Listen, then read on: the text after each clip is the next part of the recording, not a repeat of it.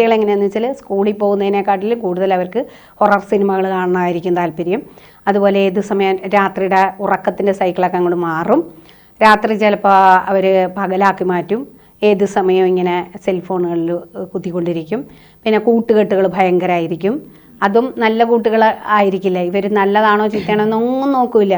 എല്ലാം ഇവരിങ്ങനെ അഡ്വഞ്ചറസ്, ഭയങ്കര ഹൈലി അഡ്വഞ്ചറസ് ആയിട്ടുള്ള ഒരു രീതിയായിരിക്കും കുട്ടികൾക്ക്. അപ്പോൾ കുട്ടികൾ അങ്ങോട്ട് എന്താണ് ഫാൻറ്റസിയും ഇല്യൂഷനും എല്ലാം കൂടി കയറിയിട്ട് വലിയ രാജാക്കന്മാരായിട്ട് ഇങ്ങനെ പായും. ആ സമയത്ത് ഈ ടീനേജ് ഒക്കെ ആണെന്നുണ്ടെങ്കിൽ തീർച്ചയായിട്ടും പ്രണയമൊക്കെ വന്നുവിടും. അപ്പോൾ പ്രണയമൊക്കെ വന്നു കഴിഞ്ഞാലുള്ള പ്രശ്നം എന്താണെന്ന് വെച്ചാൽ ഇവർ ഈ ഒരൊറ്റ കാഴ്ചയിലും അല്ലെങ്കിൽ അവർ ഒന്നിച്ച് ഹൊറർ സിനിമകളൊക്കെ ഇഷ്ടപ്പെടുന്നു, അല്ലെങ്കിൽ വേറെ എന്തെങ്കിലുമൊക്കെ കാണുമ്പോൾ അതിലകത്ത് ഒരു ഫാൻറ്റസി ഇല്യൂഷൻ, അങ്ങനെ ഇവർ ആ ഇൻഫാക്ച്വേഷൻ്റെ പുറത്ത് പോകുവാണ്. അവിടെ അറിഞ്ഞുള്ള പ്രണയമല്ല.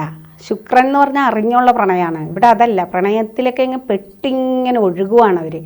അവസാനം ഇത് ഒന്നും അറിയുന്നില്ല. ഒരാളെ നന്നായി ചീറ്റ് ചെയ്യുമായിരിക്കും ചിലപ്പോൾ ചെയ്യുന്നത്. ചീറ്റിംഗ് ഒക്കെ സംഭവിക്കും ഈ രാഹുവിൽ. അപ്പോൾ ചീറ്റ് ചെയ്യുന്നത് പോലും പരസ്പരം അറിയുന്നില്ല.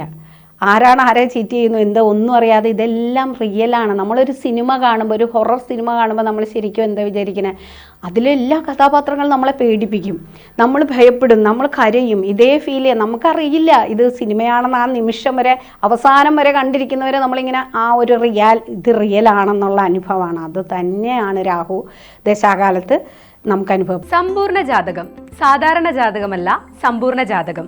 75 പേജുകൾ അടങ്ങുന്ന സമ്പൂർണ്ണ ജാതകം 250 രൂപയ്ക്ക് ഇനി നിങ്ങളുടെ കൈകളിലേക്ക്.